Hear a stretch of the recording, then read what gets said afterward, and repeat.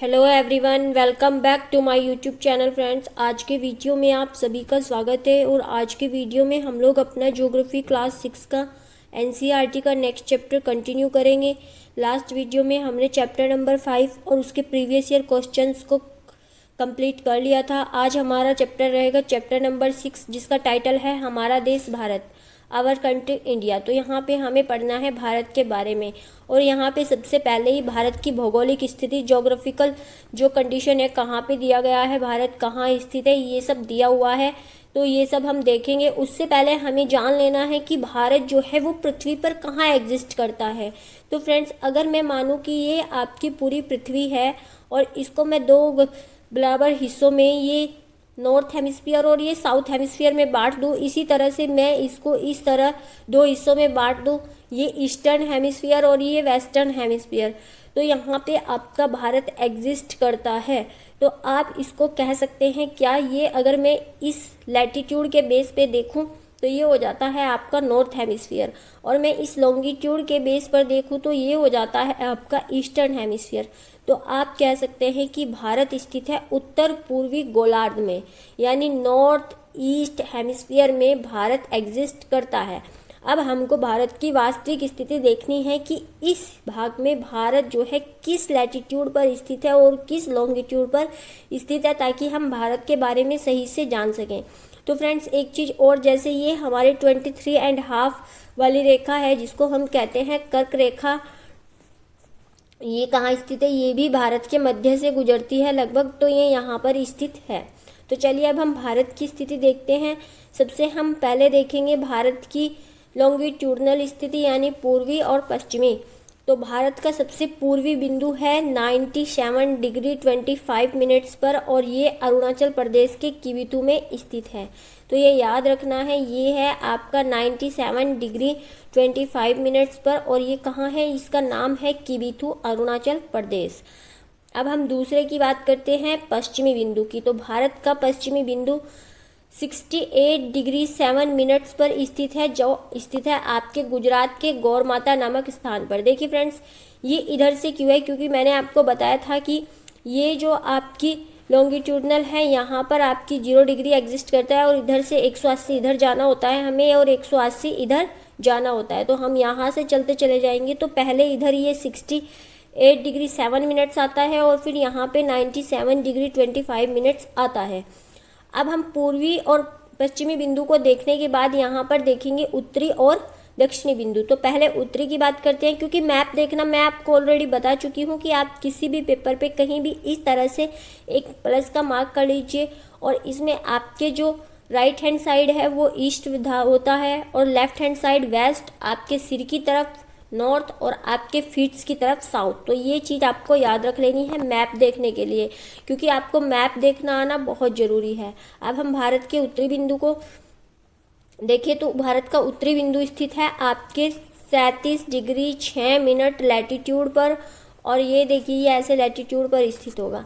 तो ये 37 degree 6 minute latitude पर स्थित है, और इसको कहा जाता है इंदिरा कोल। देखिए फ्रेंड्स, आपको इंदिरा कोल और इंदिरा पॉइंट में जो है वो याद रखना है अंतर, क्योंकि नीचे आपको इंदिरा पॉइंट भी देखने को मिलेगा।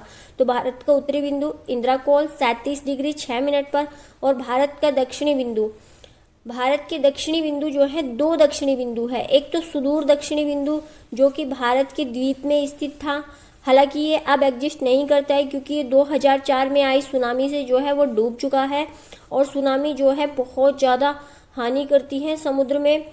और ये इंदिरा पॉइंट था, और ये स्थित था आपका 6 डिग्री 4 मिनट पर, जो कि अगर मैं भूमध्य रेखा से बात करूं तो ये केवल आपका भूमध्य रेखा से 876 किलोमीटर की दूरी पर ही स्थित था, और ये ग्रेट निकोबार में था। भारत के दो द्वीप है ना, यहाँ पर एक लक्षद्वीप और यहाँ पर जो है अंडमान एवं निकोबार, तो ये यहाँ पर ग्रेट निकोबार में स्थित था, और अभी एग्जिस्ट नहीं करता है, लेकिन फिर भी इसके बारे में पूछा जाता है। इसके कुछ अन्य नाम भी है, इसको हम पार्सन्स पॉइंट या पिगमिलियन पॉइंट भी कहते हैं। अब भारत की मुख्य भूमि पर दक्षिणी बिंदु कौन सा है, क्योंकि आपसे पूछा जा सकता है कि अब भारत का मुख्य बिंदु कौन सा है दक्षिणी। तो ये भारत की मुख्य भूमि पर स्थित है, जो बिल्कुल यहाँ पर है, और ये है आपका 8 डिग्री 4 मिनट पर, और इसका नाम है कन्याकुमारी, जो कि हमारे तमिलनाडु में है। और ये जो कन्याकुमारी नामक स्थान है, इसको हम दो अन्य नामों से कैप कमोरिन और कुमारी अंतरीप इस नाम से भी जानते हैं। इसके बाद हम भारत की देखिए लंबाई और चौड़ाई। तो यहाँ से यहाँ तक अगर आप देखें भारत की लंबाई, तो ये होती है 2900 किलोमीटर, और ये यहाँ से यहाँ तक देखें तो ये होती है 3200 किलोमीटर। ये लगभग दिया हुआ है फ्रेंड्स। अगर हम बात करें कि ये जो है ये लंबाई और चौड़ाई, जबकि भारत का अगर हम देशांतरीय और जो आपका अक्षांशीय विस्तार है वो देखें तो ये लगभग 30 डिग्री ही होता है। फिर ये लंबाई और चौड़ाई में अंतर क्यों है? तो मैंने आपको बताया था कि जो लैटिट्यूड है वो ऐसे घटते चले जाते हैं, तो यहाँ पर, और जबकि लॉन्गिट्यूड्स की लंबाई जो है वो सेम है, इनके बीच की दूरी घटती बढ़ती है। लॉन्गिट्यूड्स की लंबाई घटती बढ़ती नहीं है, बल्कि इनकी बीच की दूरी घटती बढ़ती है। लेकिन लैटिट्यूड जो है, जैसे जैसे हम ध्रुवों की तरफ जाते हैं तो ये घटते जाते हैं। तो ये इसी कारण से भारत की जो चौड़ाई है इसमें कमी आ जाती है। अब हम बात करेंगे कि जो भारत का कुल क्षेत्रफल है वो कितना है। तो भारत का क्षेत्रफल एनसीईआरटी में दिया है 32 लाख वर्ग किलोमीटर, लेकिन यहाँ पे ये एग्जैक्ट नहीं है। अगर मैं एग्जैक्ट की बात करूँ तो भारत का क्षेत्रफल 32,63,000 कुछ इस तरह से है। एक मिनट रुकिएगा, मैं इसको फ़िलहाल याद नहीं कर पा रही हूँ, जैसे ही याद आता है मैं आपको बताती हूँ इसी वीडियो में। तो यहाँ पे अगर मैं भारत के कुल क्षेत्रफल की बात करूँ तो ये 32 लाख किलोमीटर है। इसके बाद भारत की मध्य से कर्क रेखा जो गुजरती है उसके लिए मैं आपको ट्रिक भी बता चुकी हूँ, मित्र पर गमछा झार। लेकिन आपको खाली ट्रिक को याद नहीं रखना है, क्योंकि खाली ट्रिक आपसे नहीं पूछेगा। तो खाली ट्रिक ना याद रख के आप इन प्रदेशों को मैप पे याद रखिए, और जब आप मैप देखने की आदत बना लेंगे तो मैप जो है आपको देखने से ही समझ आने लगेगा। तो चलिए मैप पे चलते हैं हम, और ये देखिए ये हमारी है 23.5 डिग्री, जिसको हम कहते हैं कर्क रेखा। तो ये सबसे पहले गुजरती है आपके गुजरात से, इसके बाद यहाँ पर ये थोड़ा सा गुजरती है राजस्थान से, फिर ये यहाँ पर मध्य प्रदेश से आ जाती है, फिर मध्य प्रदेश के बाद में ये आ जाती है आपकी छत्तीसगढ़ में यहाँ पर, फिर उसके बाद ये झारखंड में आ जाती है, फिर यहाँ पर पश्चिम बंगाल पड़ता है, ये पश्चिम बंगाल में आ जाती है, और पश्चिम बंगाल के बाद ये बांग्लादेश में चली जाती है, फिर बांग्लादेश के बाद ये पड़ती है आपकी त्रिपुरा में, और उसके बाद पड़ती है ये मिजोरम में। तो इस तरह से ये कुल 8 प्रदेशों से गुजरती है। और इसकी लंबाई की अगर मैं बात करूँ कि सबसे ज़्यादा किस राज्य में रहती है, तो ये रहती है मध्य प्रदेश में। जब ये सबसे ज़्यादा पूछा जा सकता है तो सबसे कम भी पूछा जा सकता है। तो कर्क रेखा की सबसे कम लंबाई रहती है आपकी राजस्थान में, ये राजस्थान के थोड़े से भाग से होकर गुजरती है। फ्रेंड्स, आपका जो भारत का कुल क्षेत्रफल है वो है 32 लाख, मुझे याद आ गया है, ये 32,87,263 वर्ग किलोमीटर। ये मैंने ऐसे याद रखा हुआ है 3287263। तो ये 32,87,263। अब हम नेक्स्ट पॉइंट की बात करते हैं। नेक्स्ट पॉइंट में दिया गया है भारत के स्थलीय पड़ोसी। तो भारत के 7 स्थलीय पड़ोसी हैं। अब हम इनको भी मैप पे ही देखेंगे कि भारत के स्थलीय पड़ोसी कौन कौन से हैं। तो यहाँ पर आपका है चीन, यहाँ पर चीन है, यहाँ पर पाकिस्तान, यहाँ पर जो है आपका नेपाल है, और यहाँ पर भूटान है, यहाँ पर म्यांमार है, और यहाँ पर अफ़गानिस्तान है। इसके अलावा यहाँ पर ये बांग्लादेश है। तो टोटल कितने हो गए? 7 हो गए हैं। देखिए यहाँ पर 2 अफ़गानिस्तान और पाकिस्तान, यहाँ पर चाइना, नेपाल, भूटान, 3 यहाँ पर हो गए, 3 और 2 5, और एक ही 6 बांग्लादेश यहाँ पर, और इसके अलावा यहाँ पर आपका हो गया है म्यांमार। तो ये भारत के 7 स्थलीय पड़ोसी देश हैं। अब जलीय या समुद्री पड़ोसियों की बात करें तो भारत के 2 समुद्री पड़ोसी देश एनसीईआरटी में बताए गए हैं, श्रीलंका और मालदीव। जबकि जो है कई बुक्स में इंडोनेशिया को भी भारत के पड़ोसी देश में शामिल किया जाता है। अब वर्तमान में भारत में कितने राज्य और कितने यूटी हैं, कितने केंद्र शासित प्रदेश हैं? तो वर्तमान में भारत में अगर हम आज की बात करें तो 28 स्टेट और 8 यूटी जो हैं भारत में एग्जिस्ट करते हैं। कुछ समय के लिए भारत में 29 स्टेट्स थे, और कुछ समय के लिए भारत में जो है 9 यूटीज़ भी थे। तो ये चीज़ भी आपको याद रखनी है, क्योंकि पहले हमारा जो राज्य था जम्मू एंड कश्मीर, उसको 2 यूनियन टेरिटरीज़ में तोड़ दिया गया, और इसको 2 यूनियन टेरिटरीज़ में बांटने के बाद ये लद्दाख और जम्मू कश्मीर में विभाजित हो गया और उसके बाद हमारे हो गए 28 स्टेट और 9 यूनियन टेरिटरी। लेकिन फिर क्या किया गया कि 2 जो यूनियन टेरिटरी हैं दमन दीव और दादरा नगर हवेली, उनको मिलाकर एक कर दिया गया। तो फिर से जो है आपके 8 यूटीज हो गए। अब हम देखेंगे कि जिन देशों का विस्तार पूर्व से पश्चिम तक अधिक होता है, मतलब जिन देशों का विस्तार ऐसे अधिक होता है उनमें एक से अधिक मानक समय पाए जाते हैं। अब ऐसे कौन कौन से देश हैं, जैसे कि भारत की मानक समय रेखा 82 डिग्री एंड 30 मिनट्स, ये 82.5 डिग्री है। उसी तरह से कुछ देश ऐसे हैं जहां पर एक से ज़्यादा मानक समय रेखा पाई जाती है, और एक से ज़्यादा मानक समय रेखा पाए जाने के कारण क्या होते हैं, उनका देशांतरीय विस्तार, उन देशों का पूर्व से पश्चिम कहने का क्या मतलब है, ये है हमारा देशांतरीय विस्तार। ये देशांतरीय विस्तार अधिक होता है। तो अगर मैं बात करूँ तो रूस में जो है क्या 11 टाइम जोन पाए जाते हैं, 11 टाइम जोन रूस में पाए जाते हैं, अमेरिका में 7 पाए जाते हैं और कनाडा में 6 टाइम जोन पाए जाते हैं। फ्रेंड्स, ये सब एनसीईआरटी में गिवन है, तो आप लोग देखिए एनसीईआरटी में कितने अच्छे से चीज़ों को एक्सप्लेन किया गया है। बस हमें वहाँ पे समझना आना चाहिए, क्योंकि वहाँ पे लैंग्वेज बच्चों के अकॉर्डिंग दी हुई होती है। अब हम भारत के भौतिक विभाजन की बात करेंगे। तो भारत का भौतिक विभाजन अगर हम देखें तो भारत के उत्तर में जो है, सबसे पहले आप देखेंगे कि ये जो है एक रफ मैप है इंडिया का। तो भारत के उत्तर में यहाँ पर आपको देखने को मिल जाएगा हिमालय, और ये भारत का प्रायद्वीपीय भाग है। यहाँ पर भारत को आपको मैदान देखने को मिल जाएंगे, यहाँ पर रेगिस्तान, और ये भारत का जो है पहाड़िया भाग है। और यहाँ पर भारत में पठार एग्जिस्ट करता है, जिसको हम प्रायद्वीपीय पठार कहते हैं। अब बात की है मैंने प्रायद्वीप की, पेनिनसुला। कल मैंने आपको डिस्कस किया था खाड़ी के बारे में, कि जो खाड़ी है हिंदी में खाड़ी कहते हैं और इंग्लिश में हम 2 नामों से जानते हैं। आज हम बात करेंगे प्रायद्वीप की। तो प्रायद्वीप पेनिनसुला ऐसा भाग होता है जो 3 तरफ से समुद्र से घिरा रहता है, ये होता है पेनिनसुला। और खाड़ी क्या होती है, जो 3 तरफ से स्थल से घिरा रहता है जल का, ऐसा भाग जो है वो खाड़ी कहलाता है। जबकि भूमि का ऐसा भाग जो 3 तरफ से जल से घिरा हुआ हो, वो कहलाता है आपका प्रायद्वीप। अब भारत के भौतिक विभाजन में सबसे पहले हम हिमालय के बारे में देखेंगे। इसमें बहुत ज़्यादा डिटेल में नहीं दिया गया है। सबसे पहले यहाँ पे हिमालय की टर्मिनोलॉजी को डिफाइन किया गया है कि हिमालय का अर्थ होता क्या है। तो इसको 2 भागों में, हिम प्लस आलय, और ये क्या है, ये है बर्फ का घर।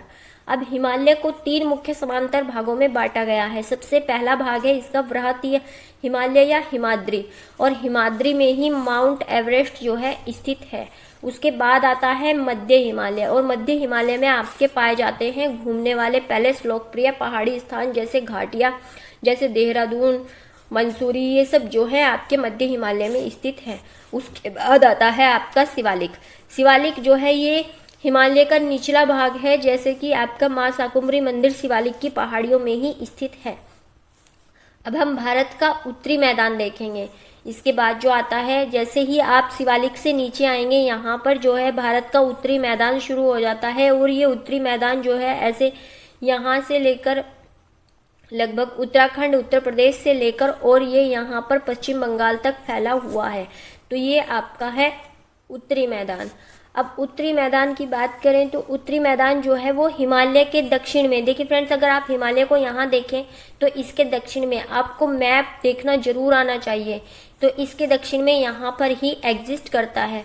अगर मैं हिमालय की बात करूँ उत्तरी मैदान के सिनेरियो में, तो उत्तरी मैदान के पूर्व में उत्तर में हिमालय स्थित है। अब हम इस उत्तरी मैदान की विशेषताएं देख लेते हैं।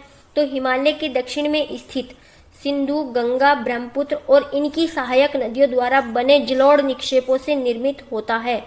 तो यहाँ पर जलोढ़ निक्षेपों से निर्मित जो भाग है समतल और सपाट, इसको कहते हैं हम भारत का उत्तरी मैदान। और यहीं पर सबसे ज़्यादा जनसंख्या भारत की निवास करती है, क्योंकि ये प्लेन एरिया है और यहाँ पर कृषि जो है बहुत अच्छी होती है। अब जलोढ़ निक्षेप की बात आई है, तो जलोढ़ निक्षेप होते क्या हैं? तो जलोढ़ निक्षेप होते हैं नदियों द्वारा बहाकर लाई गई मिट्टी, जो बहुत बारीक कणों से होती है और जो ऊपर से ऐसे बहा कर आएगी, क्योंकि पानी तेजी से आ रहा है और ये कटाव के साथ आएगा, और फिर यहाँ गिरने के बाद जब ये गॉर्ज बनाती है और गॉर्ज से ऐसे धीरे धीरे जाकर जो है यहाँ पर निक्षेपित हो जाती है नदी के बेसिन में, यही कहलाते हैं आपके जलोढ़ निक्षेप।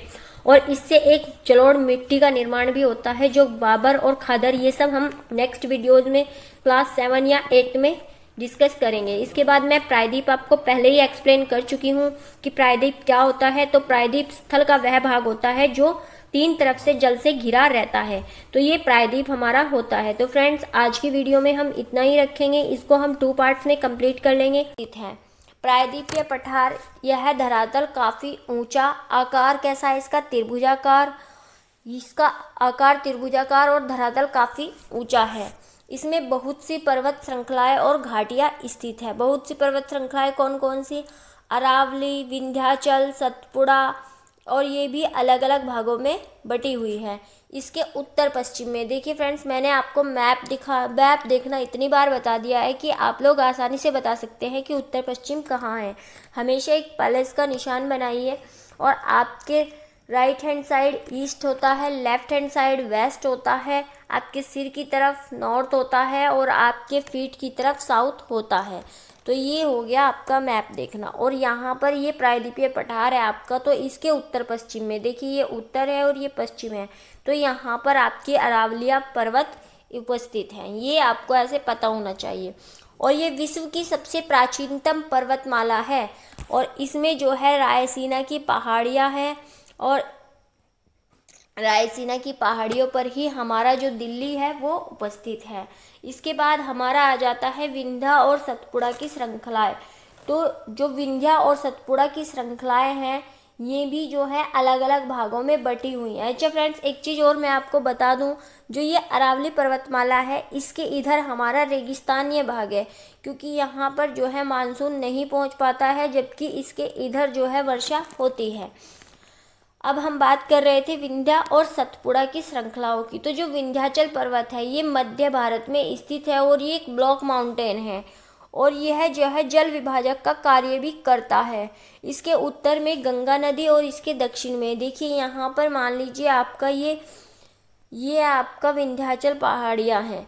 तो यहाँ पर जो है यहाँ पर गंगा नदी है, और यहाँ से जितनी भी नदियाँ जाके मिलती हैं गंगा में, वो ऐसे मिल जाती हैं, और कुछ नदियाँ इधर आ जाती हैं इसके पर्वत की, और यहाँ नर्मदा नदी है जो कि अरब सागर में गिरती है। तो इसीलिए यह जल विभाजक का कार्य करता है। और इसकी सबसे ऊंची चोटी सद्भावना, देखिए ये आपको नहीं पता होगा, हालांकि इसकी ऊंचाई बहुत ज़्यादा नहीं है, 752 मीटर के लगभग मध्य प्रदेश में ये स्थित है। लेकिन विंध्याचल पर्वत की सबसे ऊंची चोटी सद्भावना चोटी है। अब यहाँ ही पर दिया हुआ है आपका सतपुड़ा की श्रृंखलाएं। फ्रेंड्स, ये सब कुछ एनसीईआरटी में नहीं दिया हुआ है, मैं अपनी तरफ से आपको ये एक्स्ट्रा फैक्ट डिस्कस कर रही हूँ। तो सतपुड़ा की पहाड़ियाँ यहाँ पर हैं, देखिए ये पहले विंध्याचल है, उसके बाद यहाँ पे सतपुड़ा है। और यहाँ जो सतपुड़ा की पहाड़ियाँ हैं, इसके भी 3 भाग हैं, एक राजपीपला, दूसरा महादेव, और तीसरा मैकाले। और मैकाले जो है ये मध्य प्रदेश में और छत्तीसगढ़ में उपस्थित है। इसके अलावा जो आपकी महादेव की पहाड़ियाँ हैं, ये आपकी मध्य प्रदेश में है, और यहाँ पर जो है एक पंचमढ़ी नाम का हिल स्टेशन भी है। और अगर मैं बात करूँ सतपुड़ा की पहाड़ियों की, तो इनके उत्तर में जो है नर्मदा नदी है, और इसके दक्षिण में ताप्ती नदी है, और ये दोनों जो हैं नदियाँ मिलकर एस्चुरी का निर्माण करती हैं। और ये कहाँ गिरती हैं, ये अरब सागर में गिरती हैं। इन डिटेल इनके बारे में अपकमिंग जो क्लास की ज्योग्राफी है उसमें आएगा। अब हम बात करें कि पश्चिम की तरफ बहने वाली नदियाँ जो अरब सागर में गिरती हैं, तो मैंने आपको अभी बताया कि ये नदियाँ जो हैं अरब सागर में गिरती हैं। तो सबसे पहले नर्मदा आती है, फिर ताप्ती, फिर माही, और फिर साबरमती। माही नदी के बारे में एक इम्पोर्टेंट फैक्ट है कि यह कर्क रेखा को 2 बार काटती है। इससे पहले हमने एक नदी पढ़ी थी जो कि विषुवत रेखा को 2 बार काटती है, उसका नाम आप लोग कमेंट करके मुझे कमेंट सेक्शन में बताएंगे। इसके बाद अब हम देख लेते हैं प्रायद्वीपीय भारत के ही पश्चिमी और पूर्वी घाट के विषय में, क्योंकि मैंने आपको बताया कि ये त्रिभुजाकार प्रायद्वीपीय पठार है, और इसके इधर पश्चिम में पश्चिमी घाट, और इसके पूर्व में पूर्वी घाट है। तो पश्चिमी घाट का अन्य नाम जो है वो सह्याद्री भी कहलाता है, और यहाँ पर 16 घास के मैदान पाए जाते हैं, और इसका विस्तार जो है समान रूप से होता है। इसके पूर्व में वृष्टि छाया प्रदेश स्थित है, वृष्टि छाया प्रदेश का क्या मतलब होता है? जैसे ये है, ये आपका पश्चिमी घाट है इधर, और यहाँ पर ये जो पहाड़ियाँ हैं इनके कारण ये, और ये भाग कुछ ऊंचा भी है, तो इसकी ऊंचाई के कारण जो इधर का भाग है वो जो है वर्षा प्राप्त नहीं कर पाता है, क्योंकि मानसून जैसे इधर से जाते हैं तो यहाँ पर टकराकर वो यहीं वर्षा कर देते हैं, और जिस कारण से यहाँ पर मानसून नहीं पहुँच पाते। तो इसी वजह से इस प्रदेश को वृष्टि छाया प्रदेश कहा जाता है।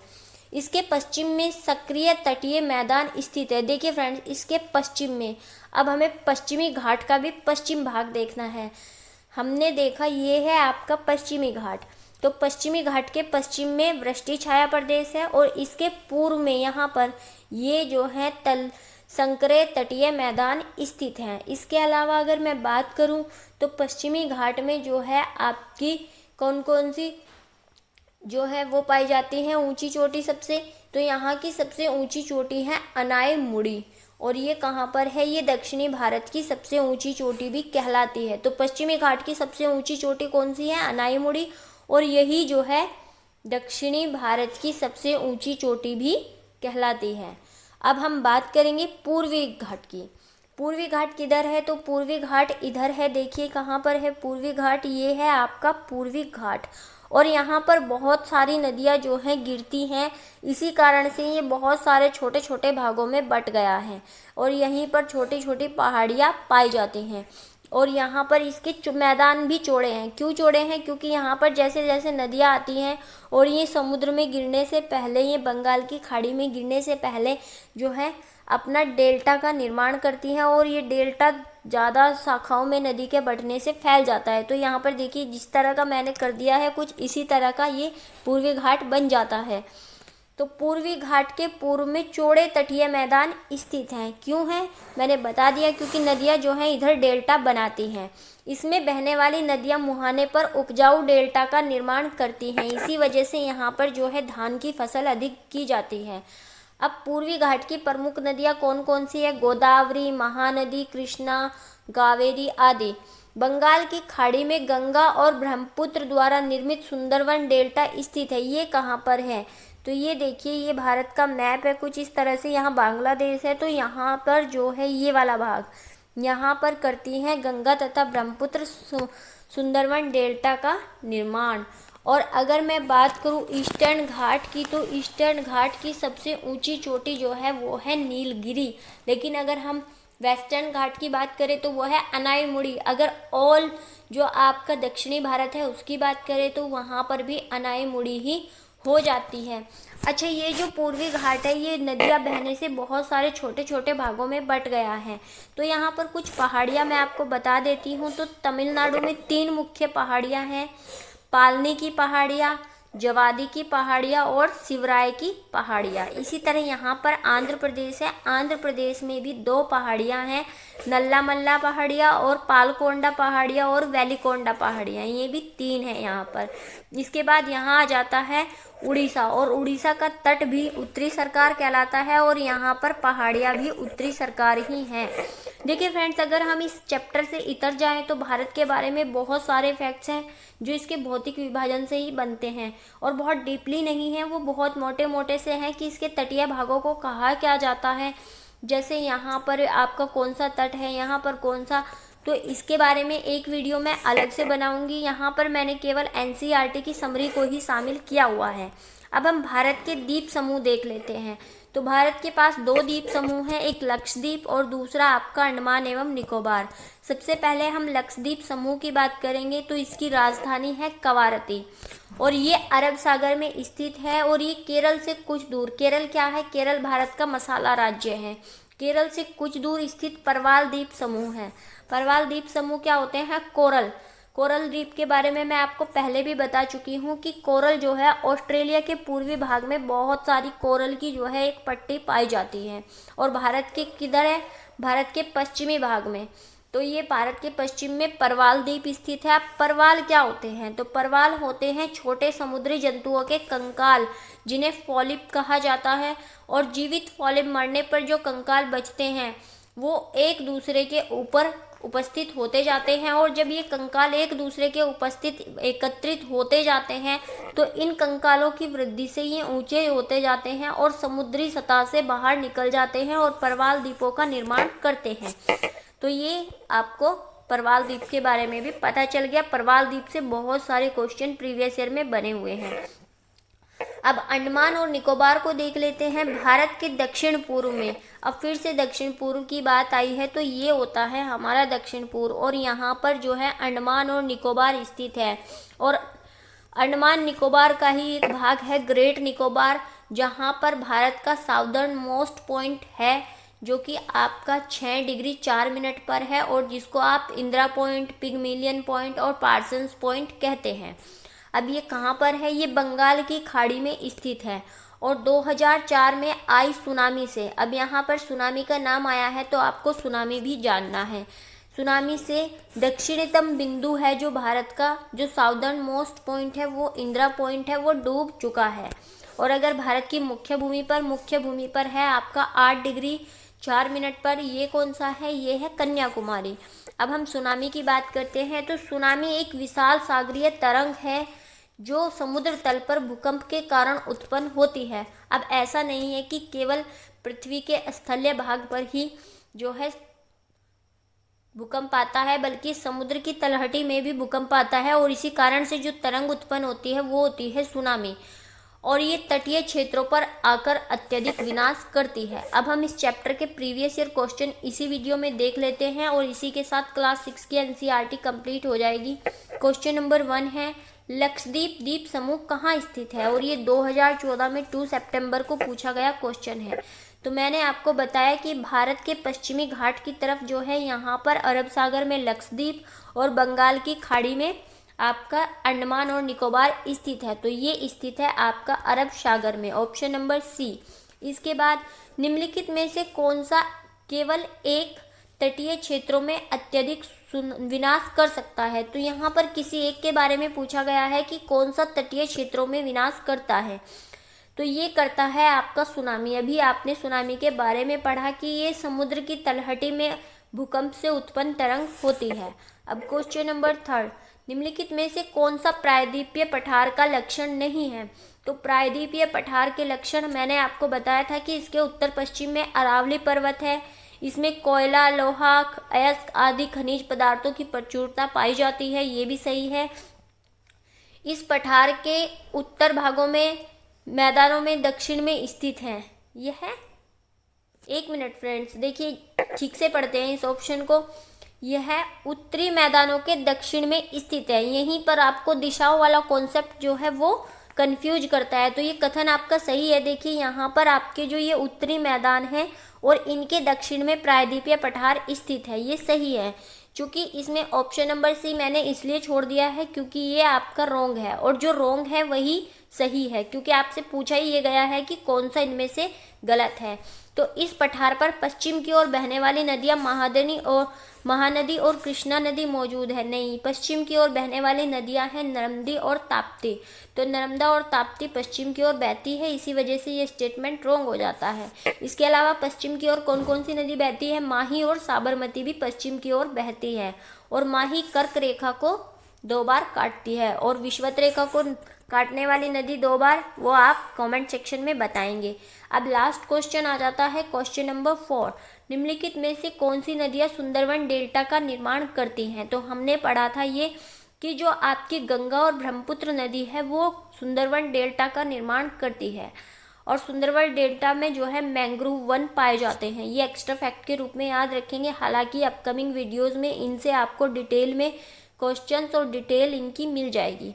तो ऑप्शन नंबर डी इसका सही होगा। इसी के साथ फ्रेंड्स हमारी क्लास 6 की एनसीईआरटी कंप्लीट होती है, और क्लास 6 की एनसीईआरटी में 6 ही चैप्टर हैं जिनको कि हमने इन डिटेल डिस्कस कर लिया है, और उनसे जितने भी प्रीवियस ईयर में शीटेट पेपर 2 में क्वेश्चन आए हैं लगभग ज़्यादा से ज़्यादा क्वेश्चन मैंने करवा दिए हैं।